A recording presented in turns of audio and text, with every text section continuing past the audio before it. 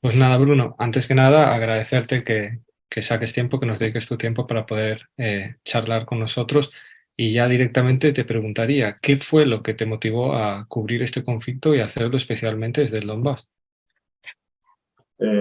Muy buenas tardes, agradezco la invitación vuestra.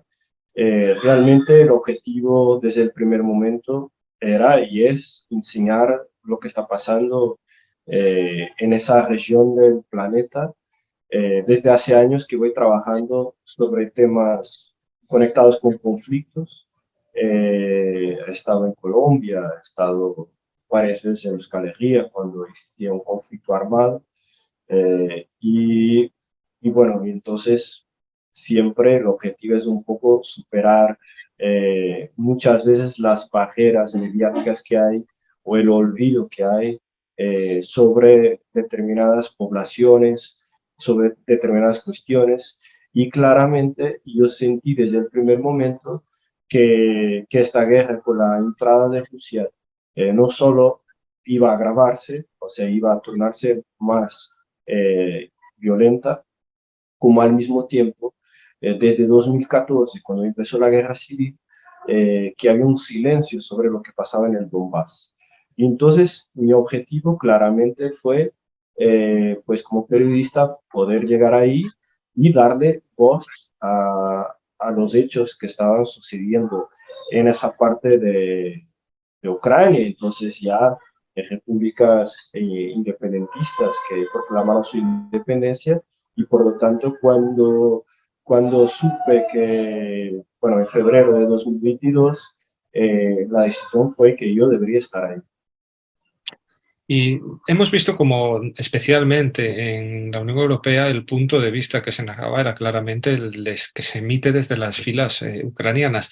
No sé si tú has podido coincidir con más periodistas europeos desde el lado de Donbass, si era numerosa la presencia o si has notado que existe un cierto desinterés por cubrir desde ese otro lado la guerra. Yo conocí muchos periodistas occidentales en el Donbass, italianos, franceses, de Grecia, de Venezuela también, de Canadá, bueno, de diferentes países, pero casi todos trabajando para medios alternativos, algunos pocos trabajando para medios hegemónicos, como por ejemplo la RAI italiana, la Z italiana. Eh, Al principio de la guerra ha estado un periodista catalán también que trabajaba para la televisión pública catalana. Y, pero realmente el número de periodistas occidentales en el Donbass es un número muy escaso. O sea, estamos hablando en el mejor periodo, igual éramos 10, ¿no?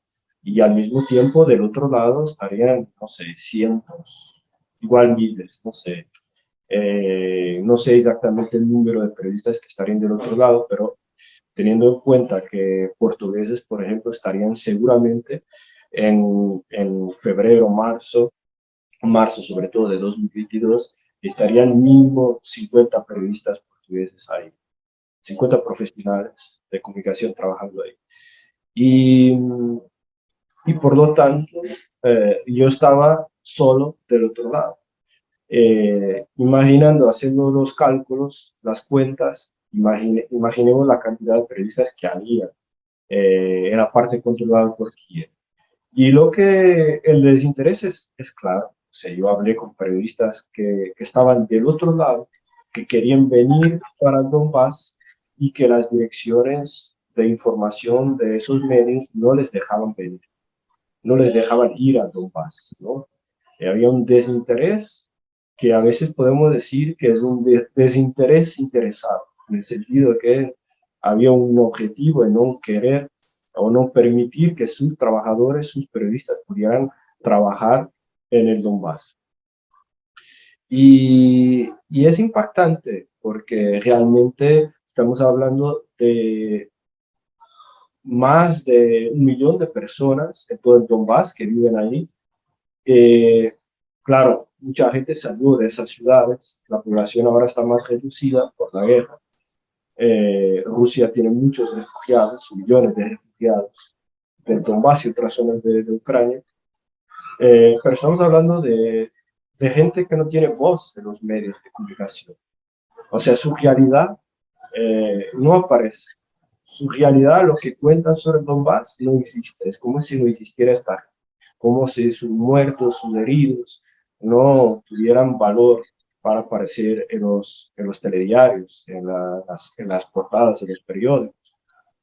Y por lo tanto, eh, es verdad que muchos de nosotros, periodistas en el Donbass, ya era casi como una cuestión de trabajar para poder que esa gente tuviera voz, relevancia, ¿no? Que se supiera sus casos, cómo viven los civiles en el Donbass. Y sobre todo mi trabajo fue sobre la vida de los civiles en esa parte. No, he hecho muchos trabajos sobre la ofensiva militar, sobre la línea del frente, sobre el tipo de armamento, sobre el tipo de estrategia táctica, en fin. Pero sobre todo mi trabajo ha estado dedicado a dar visibilidad a la población civil. En este sentido, tras 8 años de conflicto y el estallido de una guerra, ese incremento de las hostilidades tras la entrada de Rusia en el mismo, no sé cómo fue la sensación, cómo te encontraste el estado de ánimo de la población civil en el Donbass. Al principio, cuando llegué en marzo, el estado de ánimo era bueno, en el sentido en que mucha gente creía que la entrada de Rusia iba a parar la guerra.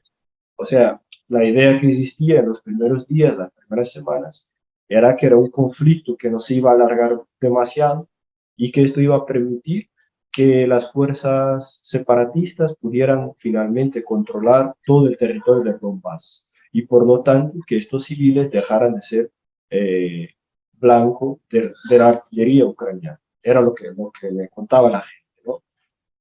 Luego ya llegando al verano, cuando ya se veía que la cosa iba para largo, ya cuando se veía que la guerra se había intensificado, que el grado de bombardeos era mucho peor que en el periodo de la guerra civil, y entonces ya se sentía desánimo, ¿no?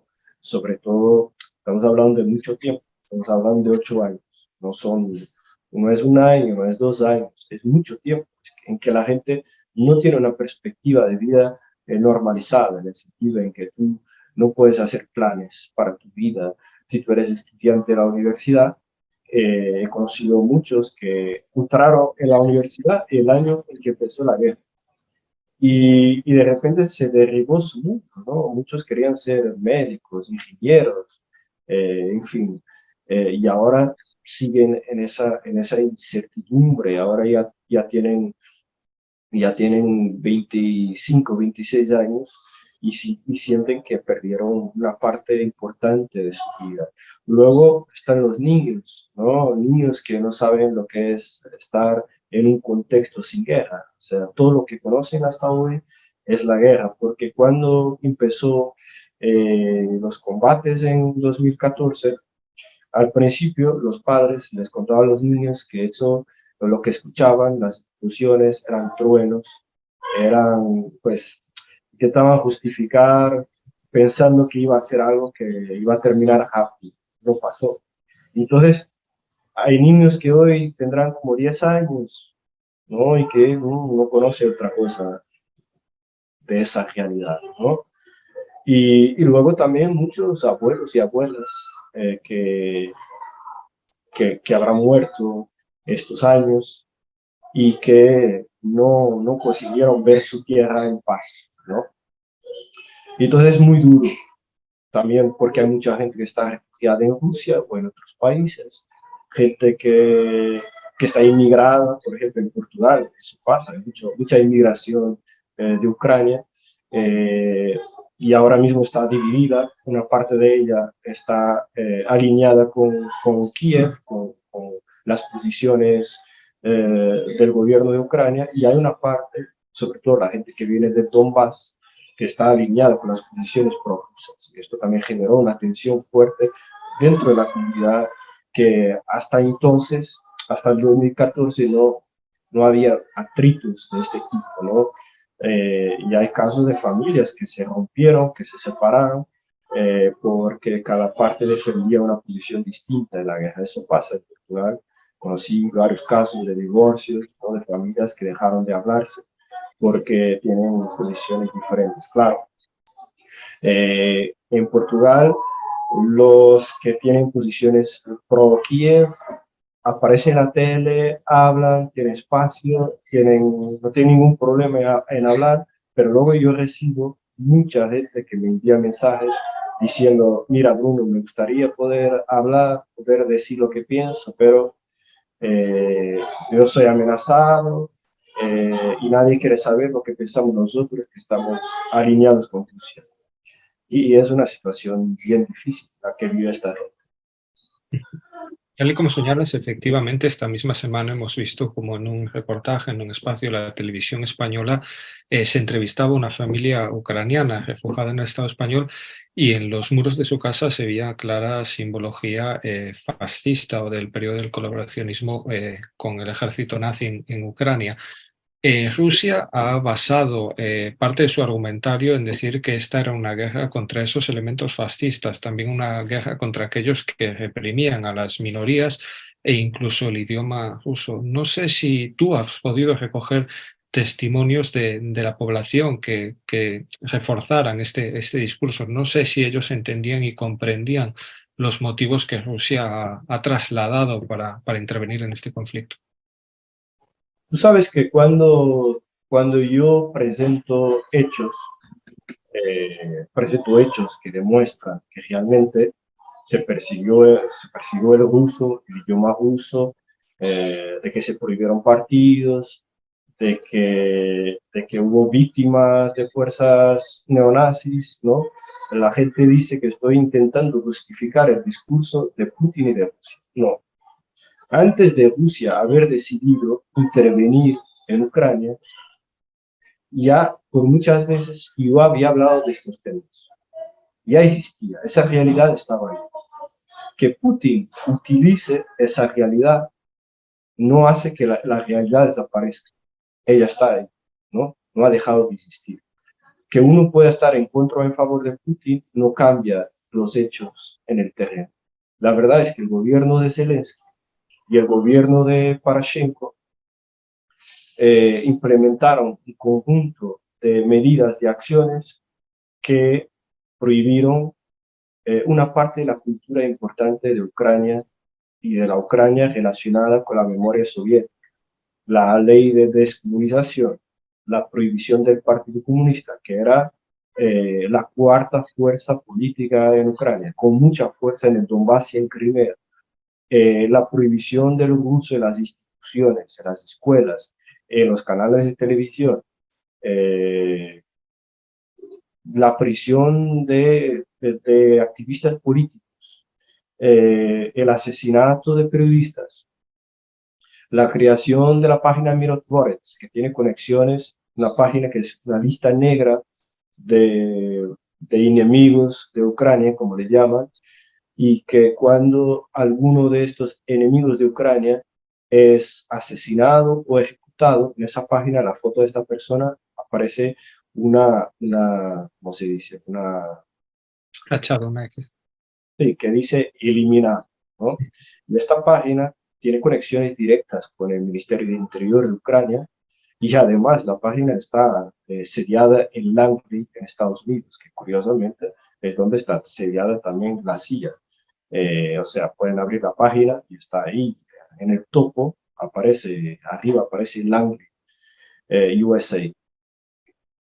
Entonces, luego la penetración del neonazismo en las estructuras del Estado ucraniano, la integración de batallones neonazis en el ejército regular de Ucrania. Podría estar aquí mucho tiempo hablando de todas las evidencias que hay, de que realmente en Ucrania no existía una normalidad democrática, como les gusta llamar a los que hacen ese tipo de análisis, ¿no? Claro, no puede hacer comparaciones, porque a mí me decían, sí, Bruno, pero todos los países tienen neonazis. Yo digo, sí, todos los países tienen neonazis, pero no todos los países tienen el fundador del Partido Nacional Social de Ucrania como líder de una milicia que terminó derribando un gobierno legítimo y que luego ese mismo líder fue elegido diputado y participó como, creo que fue líder del mismo parlamento. No todos los países, yo no conozco, que integren milicias neonazis dentro del ejército regular. Incluso la Unión Europea, varias veces en estos 8 años de guerra civil, ha alertado para las decisiones muchas veces antidemocráticas y de los graves casos de corrupción. Se consideraba Ucrania como el país más corrupto de Europa. Los periódicos europeos y en Portugal también decían que Ucrania era el campo de entrenamiento de los neonazis de todo el mundo que iban ahí a entrenarse. De repente, a partir de febrero de 2022, Ucrania se ha hecho un lifting, ¿no? Se fue a hacer una operación estética a las mejores clínicas estéticas y salió como un perfil perfecto de amable país, demócrata, que nunca ha hecho daño a nadie y que fueron agredidos por Rusia. Uno puede estar en favor o en contra de la intervención rusa, pero eso no le da el derecho a nadie de apagar el pasado de Ucrania. Eso no es correcto, eso no es verdadero, eso es propaganda.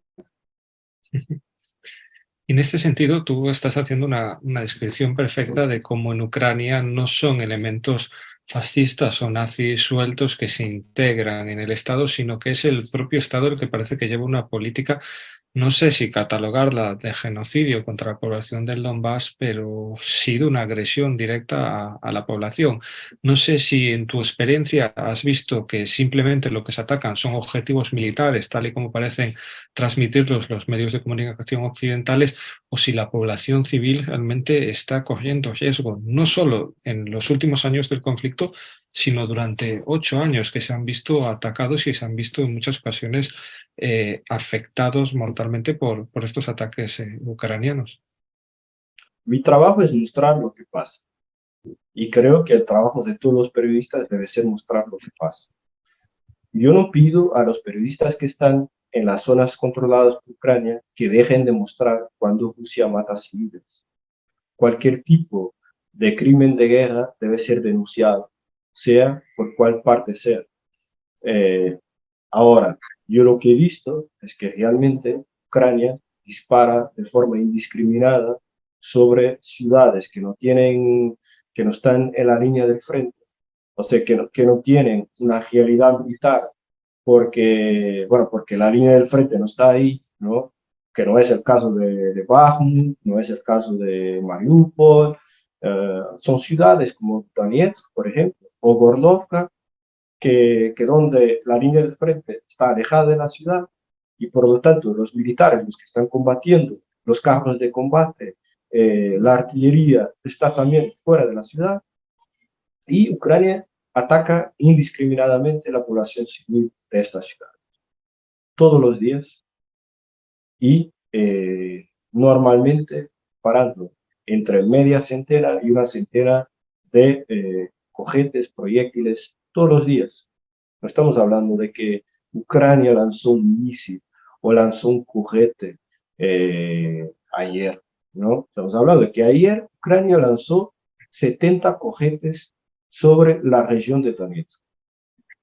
Y estamos hablando de que esta mañana misma, cuando estamos hablando, se disparó sobre una mina y quedaron heridos 7 mineros y uno de ellos murió. Una mina. No estamos hablando de una base militar, no estamos hablando de una fábrica de armamento, estamos hablando de una mina. Yo lo que he visto, y está en los reportajes que he hecho, fue hospitales, escuelas, transportes públicos, mercados, supermercados, yo qué sé, peluquerías, farmacias, la gente que va por la calle en un parque un parque a pasear, el jardín botánico de Donetsk, la fábrica de cerveza de Donetsk, o sea, los barrios residenciales. No hay una lógica, o sea, el objetivo es transformar la vida de los civiles en un infierno. Yo creo que esto tiene un objetivo militar y político. Eh, Tú me puedes decir, o alguien me puede decir, sí, pero los rusos hacen lo mismo. Bueno, yo no he estado del otro lado. Y para enseñar el otro lado ya hay bastantes periodistas que pueden hablar, ¿no? Si Rusia lo hace mal, ¿no? Y es un crimen de guerra. Ahora, lo que no puede pasar es que tienes una ciudad que era la quinta ciudad más grande de Ucrania, que es bombardeada todos los días, hay heridos todos los días, hay cerca de 1.000 muertos desde febrero, solo desde febrero, civiles muertos, y que nunca aparezca en la tele. Esto es un absurdo, es una barbaridad lo que se está haciendo. Si estamos hablando de una prensa libre, democrática, plural, tiene que enseñar lo que está pasando del otro lado. Y eso intentamos realmente hacer, porque la mejor forma de defender la verdad, defender la democracia, es enseñar las cosas como son. Y, y mira que muchas veces la población civil se pregunta, ¿no? Y nos pregunta a nosotros, incluso culpándonos a nosotros, periodistas, ¿no? Porque somos occidentales, vuestros países nos están bombardeando, eh, y muchas veces diciendo vuestros impuestos pagan las armas que nos matan, ¿no? Y lo que dice es cierto, claro, yo, Bruno, no tengo responsabilidad, no tengo responsabilidad que mi gobierno envíe armas a Ucrania, que esté alineado con Zelensky, es una opción de mi gobierno, ¿no? Y si yo fuera ruso, tampoco tendría responsabilidad de que mi gobierno, una cosa es el periodista, su trabajo, otra cosa es el gobierno. No se puede culpar a un pueblo por las decisiones de sus gobiernos. Pero realmente es una situación muy desesperada. Esa gente, naturalmente, muchas veces, no muchas, pero algunas veces nos increparon porque somos parte o somos de nacionalidad de países de la OTAN, como es Portugal, por ejemplo. Pero es curioso porque yo soy portugués, pero trabajé algunas veces con el periodista de Telesur, Alejandro Kirk, y claro, cuando sabían que era un periodista venezolano, todo era fiesta, todo era sonrisas, ¿no? Algunos gritaban Chávez y tal, pero también en la población civil hay una cierta inclinación política, digamos, que fue construida en 8 años de guerra, porque yo cuando preguntaba a la gente qué pensaban del occidente, la gente decía, ¿qué vamos a pensar? Si durante 8 años no quisieron saber de nosotros, cuando éramos bombardeados por Ucrania, ¿no? Y ahora están financiando, están metidos en este conflicto en contra de nosotros. Es muy difícil. Incluso trabajando muchas veces nosotros tenemos que hacer preguntas obvias. Por ejemplo, yo sabiendo que es Ucrania que bombardea un hospital, y yo aún así tengo que preguntarle al director del hospital ¿quién está bombardeando Ucrania? Y él me contesta, ¿quién está bombardeando, perdón, quién está bombardeando este hospital aquí en Donetsk? Y él me dice, Ucrania, eso es obvio. Y yo le digo, ¿está usted seguro de que es Ucrania? Porque hay gente que dice que son los mismos rusos que bombardean su población. O sea, yo muchas veces tengo que hacerme, aquí se dice, el abogado del diablo, ¿no? Ponerme la otra perspectiva y a veces es difícil, ¿no? Porque corremos el riesgo de ponernos en graves problemas porque la gente tiene una rabia dentro que te va a mirar como un imbécil, ¿no? Eres imbécil. ¿Crees que los rusos van a bombardear una región profundamente prorrusa? Y entonces a veces es difícil también trabajar en este contexto. Vemos que claramente esos 8 años de guerra han servido también para modular la ideología política y el sentir de la población del Donbass con respecto a Europa. Y en estos ataques que señalas, a mí sí que me llamó la atención que eres de las pocas personas, de los pocos periodistas, y lo he visto en redes sociales, que señaló, por ejemplo, el ataque con minas antipersona contra la población civil en el Donbass, algo que ha pasado totalmente desapercibido, que directamente se ha intentado ocultar en los medios europeos.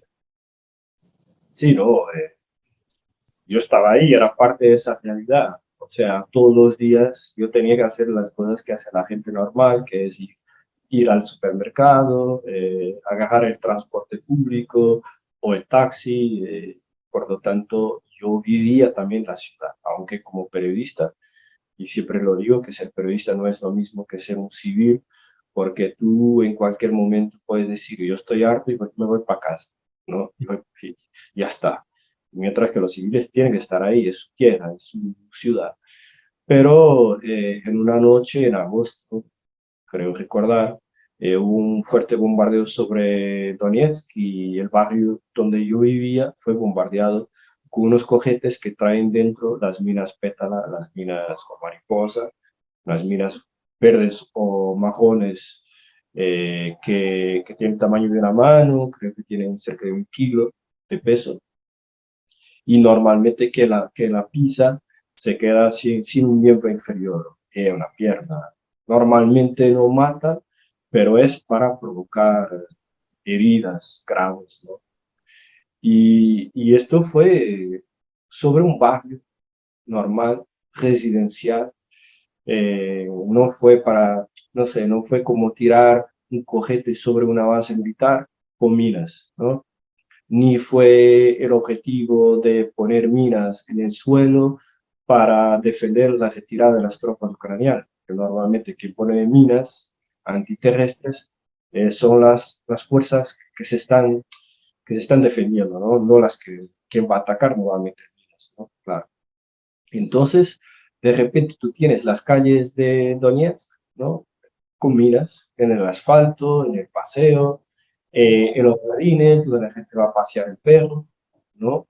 Recuerdo que entrevisté a una señora con 70 y algo años que pisó una mina en su huerta, se quedó sin una pierna, una señora que estaba en la cama del hospital y con mucha rabia, mucho odio, ¿no?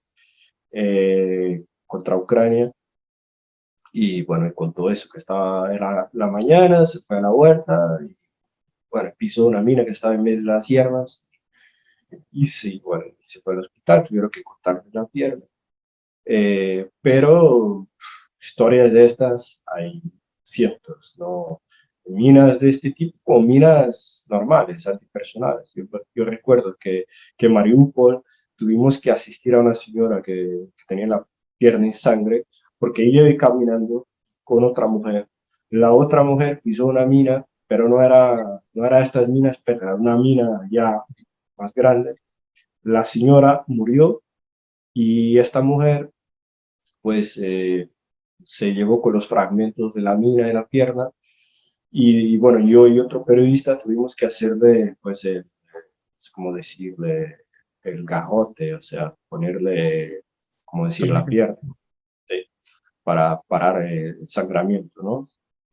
Y, y claro, en Mariupol las minas que estaban puestas eran minas puestas por Ucrania, o sea, porque eran las fuerzas que se estaban retirando de los barrios. Y claro que esas minas eh, puede decirse que era contra el avance de los rusos, pero es que vive gente ahí, ¿no? Vive gente ahí.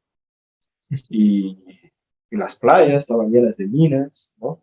He visto cuerpos en las playas, no sé si por minas, pero los cuerpos estaban ahí. Y luego había también, como decir, había unos señales en la playa diciendo que peligro minas, ¿no? Eh, por lo tanto, yo creo que es sistemático, es consciente eh, y es planificado el ataque contra civiles en el Donbass. Y teniendo esto en cuenta, te voy a hacer una pregunta un poquito menos periodística, más interpretativa quizás, pero ¿tú crees que es posible una reconciliación tal y como vende Europa del Donbass con Ucrania? ¿Sería posible volver a ver una Ucrania unificada después de todo esto que nos estás contando? No creo, no creo, creo que son muchos años. Vamos para 9 años de guerra en que la población ha sido construida con el odio al otro, como pasó, por ejemplo, en Yugoslavia, ¿no? Y no creo que, por ejemplo, la población que hoy vive en Kiev, que vive en diferentes partes del occidente de Ucrania, vaya a querer convivir en paz con la población rusófona, no va a querer. Y yo diría que es también normal que así sea, ¿no? Se fue alimentando este odio durante años en las poblaciones y por lo tanto no creo que se pueda hoy hablar de una reconciliación. Es tremendo, es un desastre, ¿no? Desde el punto de vista de la relación entre los pueblos, sobre todo pueblos que vivieron tantos años en el mismo territorio, ¿no? Pero yo creo que va a ser necesario pasar muchas generaciones para que la convivencia se vuelva normal. Y esta sería una triple pregunta desde el punto de vista del periodismo, que es que muchas veces os ha acusado a los periodistas que habéis cubierto esta guerra del lado del Donbass de propaganda directa. Y mi pregunta sería, una, si puede existir un periodismo totalmente neutral, tal y como vende Europa. La otra pregunta sería si realmente el periodismo neutral es lo que nos están vendiendo los medios de comunicación europeos, o ahí sí estamos hablando en muchos casos de propaganda, especialmente cuando ni lo ocultan. Muchas veces hacen mención directamente a los datos ofrecidos por los servicios secretos ingleses, por las Fuerzas Armadas ucranianas, algo que choca realmente. Y también esta otra pregunta sería, ¿cómo compaginar a veces la militancia política, la ideología que tiene uno con el trabajo de periodista? Muchas veces parece que nos venden que eso hay que dejarlo de lado, pero especialmente en este caso, también lo narro un poco desde mi experiencia, desde la izquierda considero que no es para nada incompatible. Al final uno se debe al pueblo y a la verdad, que es parte del componente ideológico que deberíamos de tener como militantes de izquierda. Yo creo que todos nosotros, como seres políticos que somos, y por lo tanto todos nosotros tenemos ideas políticas, todos nosotros más o menos votamos, tenemos opciones, más o menos todos nosotros nos gusta un determinado club de fútbol, por ejemplo, un equipo de fútbol. Podemos no ser militantes del partido, pero tenemos ideas. O sea, todos nosotros somos hechos de ideas. Y es muy injusto que se ataque a alguien porque sea militante de un partido, sabiendo que todos tenemos una concepción del mundo y de la sociedad, ¿no? Y que todos nosotros tenemos ideas que pueden influenciar más o menos nuestro trabajo. Por lo tanto, como periodistas, tenemos que recurrir a un conjunto de técnicas para evitar que nuestras ideas, para evitar que todo lo que hace de nosotros lo que somos pueda contaminar la forma como miramos la realidad o mejor la forma como transmitimos lo que vemos, ¿no? Porque claramente eh, yo fui atacado también por eso, pero luego todos mis colegas periodistas tienen algún tipo de pensamiento y luego peor, yo seré de los periodistas eh, que menos presentó su posición sobre la guerra. He intentado ser muy sobrio en eso. Mientras que periodistas portugueses, por ejemplo, se sacaban fotos abrazados a militares ucranianos en las trincheras. Si yo hiciera lo mismo, yo sería trucidado públicamente, ¿no? Apareció una foto, un vídeo de un tipo, que no sé quién es, pero parece ser que era parecido conmigo, junto al número 2 de Kadyrov en Mariupol, y se cayó medio mundo encima de mí, porque era yo, porque estaba ahí sacando fotos con el número 2 de Kadyrov. Resulta que no era yo, pero resulta que si yo fuera invitado a participar en esa excursión, eso era una excursión de periodistas organizada por los chechenos, yo hubiera ido. Cualquier periodista quería intentar hacer una entrevista con el número 2 de Kadyrov, ¿no? Robert Fisk entrevistó a Bin Laden. ¿Qué periodista no diría que no a una entrevista con Bin Laden? ¿No? O sea, a veces parece que entramos en una lógica de que tenemos que hacer militancia periodística, ¿no? Pro Ucrania, y todo lo que no sea eso no es periodismo. Porque los periodistas pueden publicar todas las tonterías que diga el gobierno de Zelensky, que lo digo tonterías porque son, como el fantasma de Kiev, es un ejemplo, los guardias de la isla, las serpientes, que luego estaban vivos cuando decían que estaban muertos. Bueno, las fosas comunes en Mariupol, todo tipo de mentiras se pueden decir a boca abierta si tú estás del lado de Ucrania. Si tú estás del otro lado, aunque tú digas verdades, eres tachado de propagandista. Esto no tiene ningún sentido. Naturalmente, la objetividad y la neutralidad son conceptos no totales, en el sentido que es imposible ser absolutamente neutral, absolutamente objetivo. Como decía yo, hay que utilizar todas esas herramientas periodísticas para intentar acercarnos lo mejor posible a la realidad y transmitirla como es, ¿no? Y si ella es muy diversa, por lo menos mostrar todas las partes de esa realidad y dejar al lector o al espectador que pueda él mismo construir su opinión en base a todos esos hechos. No es que yo soy un cocinero de hechos y voy ahí y le doy solo una parte. Y él, claro, si él solo conoce una parte, él cree que la realidad es esa parte, ¿no? Pero el periodista tiene que mostrar total de lo que pasa. Como es muy difícil tener periodistas trabajando en los dos lados, hay muy pocos periodistas que han estado de los dos lados. Incluso yo, para mí ahora es muy difícil. Ya fui tachado tantas veces de prorruso, de putinista, toda clase de insultos, que creo que me pongo en peligro si intento trabajar del otro lado. Ya es una suerte que no esté en la lista esta del Mirror Forest, a ver hasta cuándo, ¿no? Pero muchos de mis colegas que trabajaron conmigo están en el Mirror Forest, ¿no? Están en esa lista negra. Por lo tanto, yo creo que hay una injusticia brutal sobre quién trabaja en el Donbass.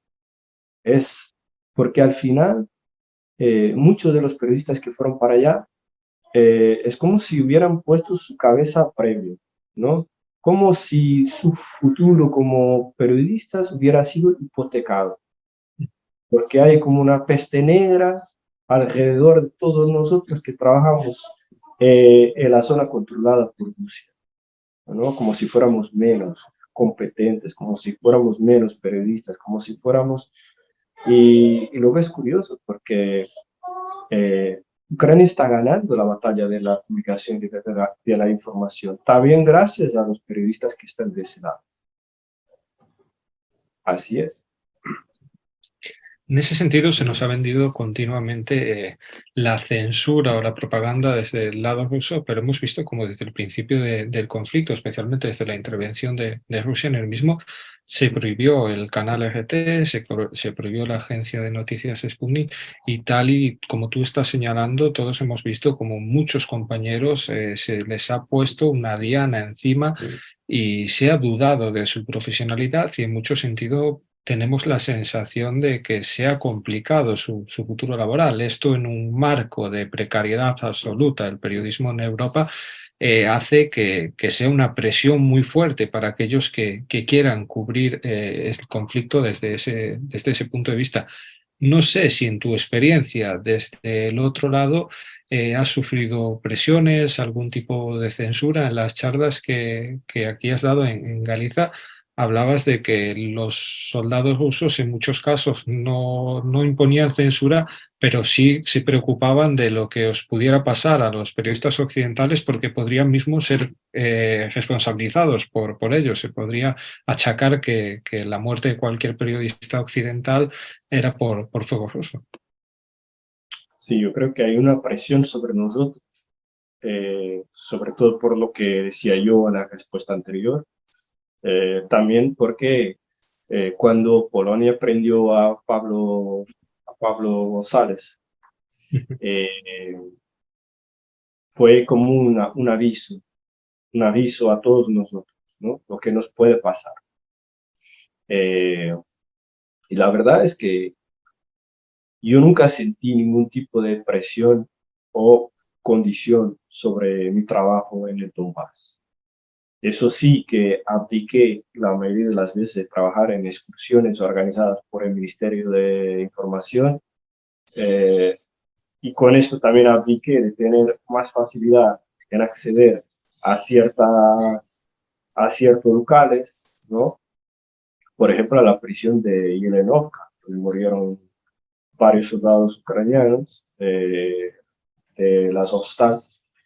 Y, y la verdad es que trabajar dentro una excursión es mucho más seguro, porque tú vas con militares, más seguro.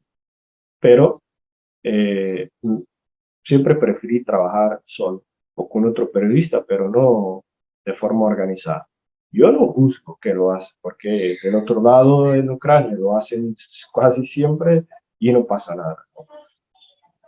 Pero sí que alguna vez, por ejemplo, a nosotros nos tachaban los rusos, los soldados de locos, porque nos poníamos en peligro y ellos tenían miedo que nosotros muriendo le iban a achacar a la ambulancia, eh, achacar a los rusos la responsabilidad de la muerte de periodistas. Y otras veces, claro, que en alguna entrevista nos dijeron, mira, grábame la cara, pero no grabes el sitio donde estamos para que Ucrania no ubique. Eso es normal, ¿no? Eso es lo normal en cualquier guerra. Pero nunca sentí cualquier tipo de condicionamiento por parte de Rusia. Lo que sí sentimos mucho es la presión sobre nosotros, del otro lado, lo que nos puede pasar, que Pablo González fue preso, que tal periodista le congelaron las cuentas bancarias en su país, que tal periodista está prohibido de, si vuelve a su país, puede ser preso, en fin, ¿no? Hay diferentes realidades, pero la verdad es que hasta ahora los periodistas que trabajan del lado de Ucrania no sufren ningún tipo de este tipo de presiones, y bien, me parece muy bien, no deben sentir ningún tipo de presión, ningún periodista debería sentir algún tipo de presión. Lo que hay es una enorme falta de solidaridad, ¿no? Entre colegas, ¿no? Porque ellos saben perfectamente lo que está pasando y no se preocupan. Algunos se preocupan. En Portugal, algunos se solidarizaron conmigo y por lo tanto no puedo decir que hay falta de solidaridad. Hubo periodistas que se solidarizaron conmigo, mucha gente que se solidarizó conmigo, pero también hubo periodistas que me atacaron, ¿no? Colegas de profesión que me atacaron y me tacharon de todo. Curiosamente hay muchos periodistas que del bando de la OTAN parece que han pasado a formar parte de un ejército mediático, incluso a perseguir a los periodistas que no forman parte del mismo, y a ellos nadie los señala o los tilda de propagandistas. Y hablabas también en estas charlas de las fosas comunes que Occidente señalaba que eran víctimas de ejecuciones sumarias rusas, y tú en estas charlas señalabas un poco que la visión que tuviste era distinta en algunos casos. Sí, en el caso de las fosas comunes, yo trabajé con otro periodista italiano sobre ese tema y comprobamos que no había fosas comunes en Mariupol. Había muchas sepulturas individuales identificadas con nombre o con un registro, porque estamos hablando de civiles de cuerpos no identificados, muchas veces soldados ucranianos también, y por lo tanto muchas veces no se sabía quién era esta. Pero se hizo una campaña muy brutal de que eran fosas comunes, con el objetivo naturalmente de decir que era gente que había sido ejecutada, pero lo que se comprueba es que no. O sea, por lo menos ahí donde estuve, no.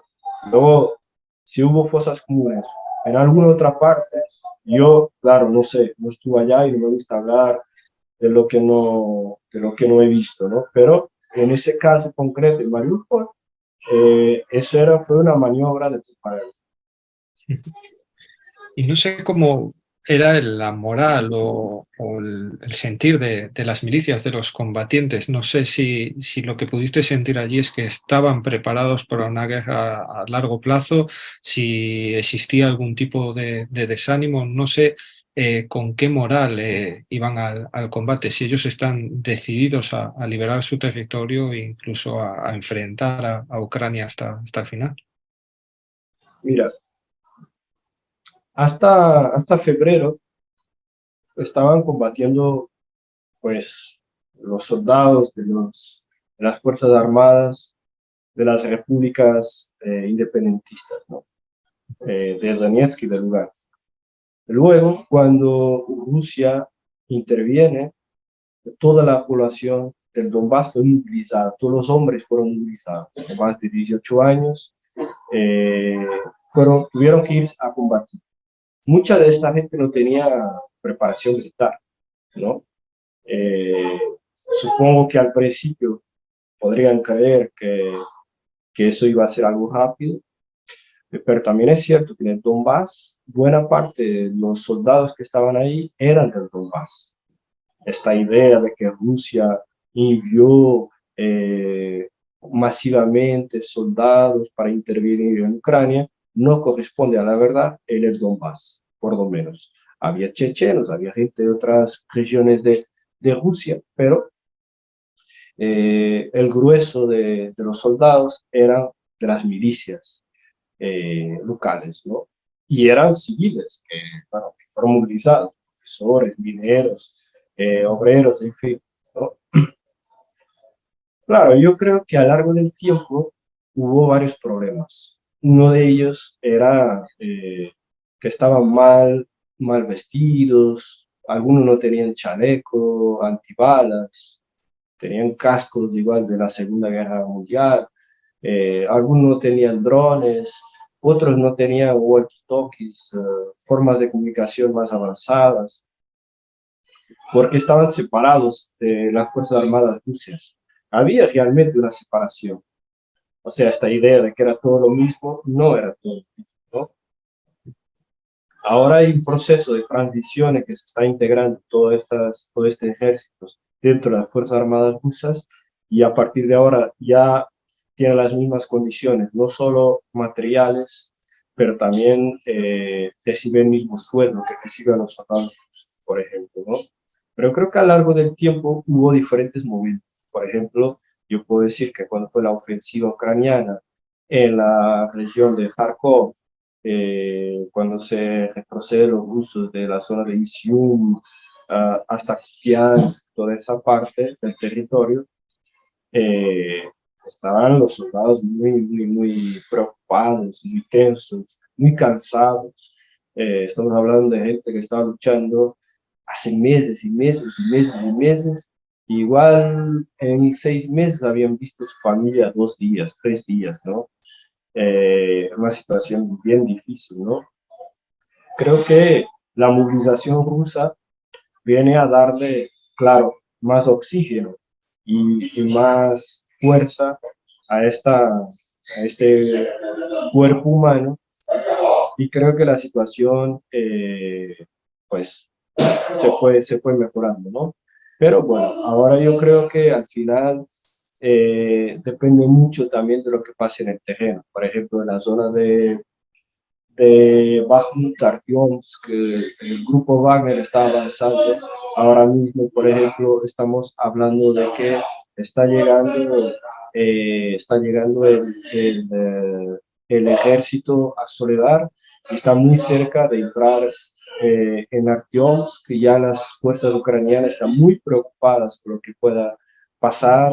Ayer hacían alertas de que, bueno, de que las fuerzas rusas están enviando de forma masiva soldados y todo esto puede tener también algún impacto en la moral de las tropas, porque la verdad es que desde que se perdió Gerson, los únicos lugares donde se está avanzando es en el Donbass y son avances de las fuerzas rusas. No hay ningún tipo de otro avance en otra línea, es ahí donde la zona de Donetsk, la zona de Avdiivka, de Marinka, toda esa parte está avanzando y la zona alrededor de Gorlovka, al norte de Gorlovka, es la zona de Bakhmut, Soledar, también Toretsk, que Chersinsk. Bueno, a veces es difícil porque hay nombres ucranianos, nombres rusos, luego los nombres ucranianos es para intentar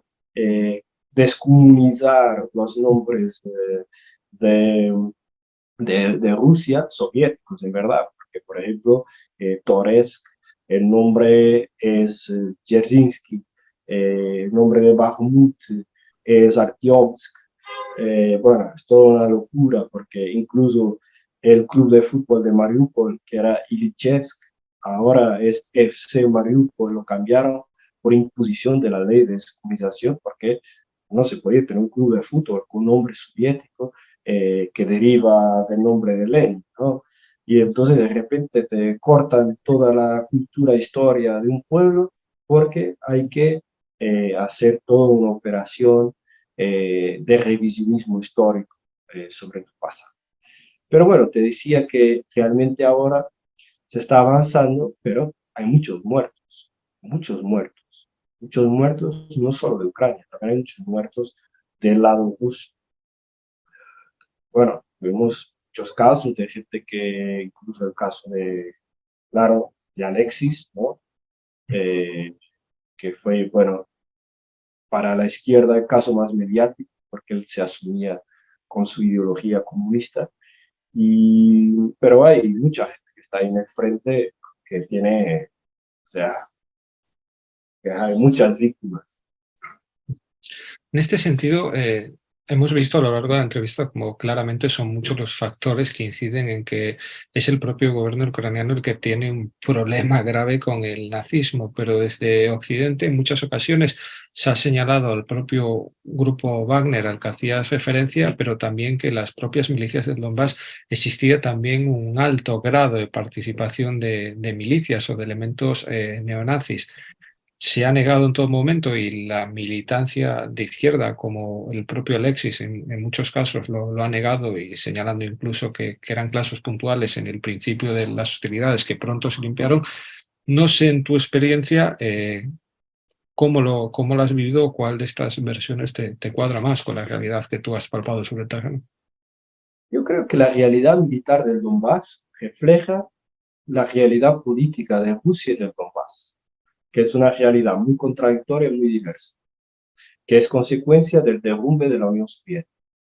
Y, por ejemplo, todo el caos que existe, todo el caos político, incluso dentro de la izquierda, naturalmente se refleja también en el Donbass, porque tú tienes el Partido Comunista en Rusia, que es muy fuerte, es el partido más grande de la oposición, y eso puede pasar también en el Donbass, partido que tiene su fuerza, que antes de la guerra civil, antes de 2014, era un partido muy, muy fuerte, que a veces era el primer partido en las elecciones, pero luego hay toda una clase de partidos y organizaciones de Rusia que mezclan nacionalismo, misticismo, religión, memoria soviética, y es toda una ensalada de ideas muchas veces contradictorias entre sí. Y naturalmente hubo también gente de estos grupos, de estos partidos que estuvieron combatiendo en el Donbass. Grupos nacionalistas, grupos que eran pues más liberales también, también los nostálgicos del zarismo, O sea, hay una realidad muy, muy diversa. Claro que los comunistas son los que tienen una presencia eh, fuerte. Incluso hubo gente del Partido Comunista Ruso, de Rusia, de la Federación Rusa, que murió en la línea del frente. Pero la misma realidad de Ucrania, por ejemplo, el partido Borotva, es un partido de izquierda y también tiene muchos militantes que están combatiendo del lado ruso. Gente que tuvo que escapar, que se fue al Donbass. Y por lo tanto, yo creo que naturalmente hay gente que es de extrema derecha, no tengo ninguna duda de eso. Incluso dentro del grupo Wagner. Lo que pasa es que hay que hacer la distinción entre un grupo que es un grupo de mercenarios, es una empresa, ¿no? Y que por lo tanto, en sí mismo, sí, su ideología es hacer dinero, y un grupo que se asume supremacista blanco, como es el Batallón Azov, que se asume como neonazi, ¿no? Luego podemos cuestionarnos sobre lo que es el grupo Wagner, ¿no? Y que van a las prisiones a buscar prisioneros que quieren comprar su libertad luchando ahí. Podemos cuestionarnos de muchas cosas. Ahora, no se puede comparar lo que no es comparable. Son realidades muy distintas, muy diversas, porque tú no, tú no ves una profusión de propaganda neonazi en el lado pro-ruso. Toda la propaganda neonazi que he visto yo ha sido del batallón Azov y del batallón Aidar y del Pravi Sector. Cada vez que yo entraba en pueblos que habían estado bajo control de Ucrania y de repente estaban bajo control de Rusia, pues yo iba a entrevistar a la gente, a intentar ver la ciudad, a intentar comprender un poco lo que había pasado. Y siempre te dabas cuenta de algún tipo de realidad muy, muy dura, por ejemplo en Mariupol, donde el batallón Azov ha cometido un conjunto de crímenes, también en Lugansk con el batallón Aidar. Por lo tanto, yo creo que el trabajo del periodismo tiene que ser denunciar lo que hay que denunciar. Si a mí un periodista me viene de Kharkov o viene de Zaporozhye y me dice, mira, los rusos cometieron este crimen, ¿no? Cometieron este crimen. Eh, Porque, por ejemplo, si yo tengo una mujer que me dice que fue violada, yo puedo hacer la entrevista y ella me va a contar, fue violada, fue batallón Azov, tal. Es una declaración de esa mujer, ¿no? Eh, del otro lado hay denuncias también, ¿no? Pero luego muchas veces no hay evidencias de estas cosas. Por ejemplo, se decía que los soldados, no me acuerdo si rusos y chechenos, habían violado un bebé. Pero luego eso era una mujer que decía eso, ¿no? Pero no había ninguna evidencia. Y yo creo que luego ahí la justicia tiene que trabajar sobre eso, ¿no? Tiene que buscar si es verdad, si no es, tiene que juzgar los culpables, si es cierto que eso pasó. Y el trabajo del periodista, que no es el mismo trabajo, es un trabajo criminológico, o sea, nuestro trabajo es buscar evidencias, es intentar interpretar hechos a veces, es intentar que la gente entienda mejor lo que está pasando, pero no tenemos las mismas condiciones que tienen pues una investigación criminal, tenemos las técnicas, ni las máquinas, ni las formas de llegar tan lejos, ¿no? Pero yo creo que lo que pasa muchas veces es eso, es que nosotros tenemos que evitar ser megáfono de la propaganda. Entonces hay que saber ver si es cierto o no, si esa gente parece gente de confianza o no, si hay más datos, si hay más detalles, si pasó con más gente, ¿no? Intentar construir la historia buscando también elementos que puedan dar algún grado de fiabilidad a lo que se está mostrando, ¿no? Totalmente. Y narrabas también como en tu regreso a Europa, a tu regreso a casa, luego de la cobertura periodística que has hecho, te llamaba la atención que creo en la frontera con Finlandia el camino de entrada estaba repleto de esvásticas dibujadas en las señales. No sé si en tu regreso a Portugal, en donde vemos que hay una comunidad de ucranianos quizás más próximos al régimen actual y que incluso han presionado abiertamente a los compañeros y compañeras del Partido Comunista portugués, no sé si has recibido algún tipo de amenaza, si notas una presión en el propio Portugal para silenciar las voces discordantes con ese relato oficial de Ucrania y especialmente si, tal y como sucede también en el Estado español, hay combatientes neonazis que ahora mismo están combatiendo el lado ucraniano y que tienen acceso a armas que ya hay varias denuncias de que se están empezando a descontrolar por todo el continente europeo.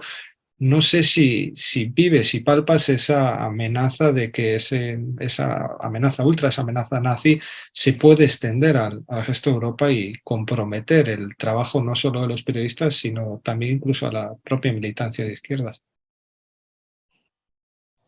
Tú sabes que cuando empezó la guerra, empezó un gran movimiento de solidaridad con los refugiados en Portugal. Y el Estado portugués, de brazos abiertos, recibió miles de refugiados de Ucrania. Eh, lo que a mí me parece correcto. Lo que pasa es que a cubierto de toda esta lectura de los acontecimientos, se fue tolerando demasiado posiciones de algunas asociaciones ucranianas de Portugal con discursos xenófobos, antirrusos, ¿no? Y anticomunistas también, ¿no? En contra de partidos, incluso haciendo concentraciones delante de una de las sedes del PSP, ¿no? Incluso en algún momento eh, venía la embajadora de Ucrania a una manifestación, creo que del 25 de abril, hubo una provocación, un partido aquí que es Iniciativa Liberal, que decidió juntarse a la manifestación y acusaban a la izquierda de no permitirles entrar en la manifestación, luego ellos entraron y con ellos estaba la embajadora de Ucrania, ¿no? Eh, Incluso la embajadora de Ucrania creo que ha dicho algo que, bueno, que los comunistas no deberían tener lugar en la sociedad democrática, etc. Entonces, ya ya inmiscuirse demasiado, ¿no? En la política interna de otro Estado.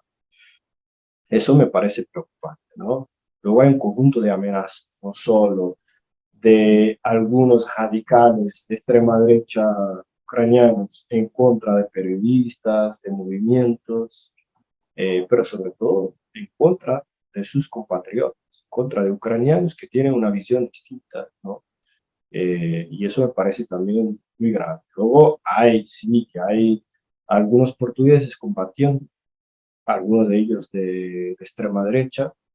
A mí la preocupación es, naturalmente, si tú eres de extrema derecha y te vas a combatir a otro país y aprendes a manejar armas, tienes acceso libre a armas y a saber manejarlas, es un peligro grande de que esto en el futuro te pueda explotar en las manos, ¿no?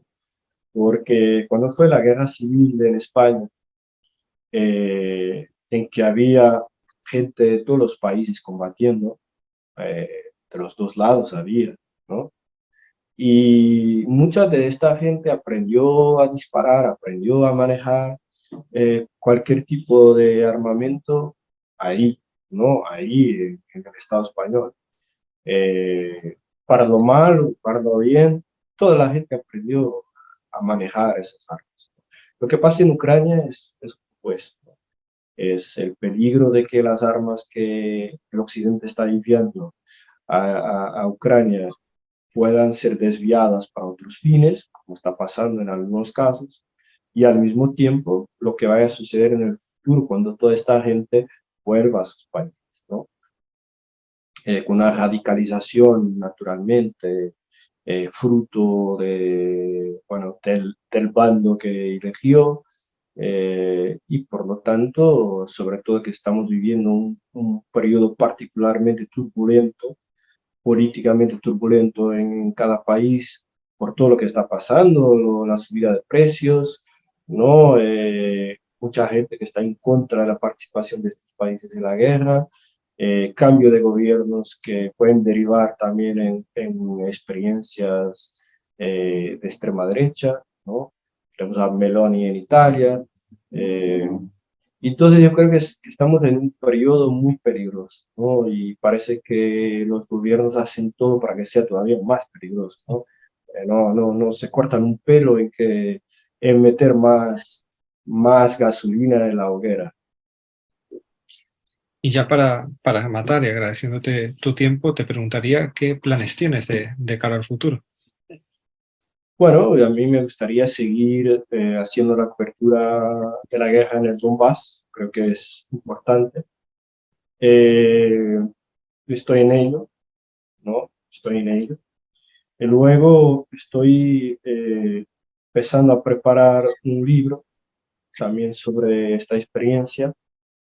Hay también la idea de un documental. O sea, creo que todas las herramientas que permiten que la gente conozca mejor el conflicto son importantes y en eso estoy, ¿no? Es como uno de mis objetivos, sobre todo. Y bueno, yo creo que esto ya es mucho decir que todo el aporte que podamos dar para una imprensa democrática, plural, eh, antihegemónica, que le dé voz a los que no tienen voz, ¿no? Las mujeres, los inmigrantes, los trabajadores, ¿no?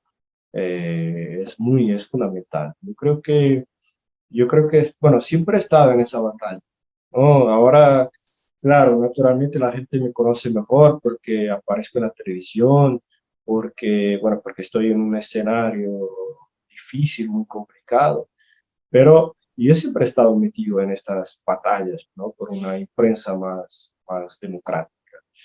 Y voy a seguir en ello, ¿no? Sea de esta forma o en otra, estaré ahí en esa otra línea del frente que es el periodismo. Pues decirle a todos los que nos están escuchando en América Latina, también al Estado español, que te busquen en redes, que sigan tu trabajo porque vale la pena y especialmente también aquí en el Estado español a todas esas militancias que estén atentos a ese libro y ese posible documental porque estoy seguro que podrás acudir a diferentes puntos para defenderlo como sueles hacerlo. Obrigado, Bruno, un placer y cuenta con nosotros también para lo que necesites. Obrigado.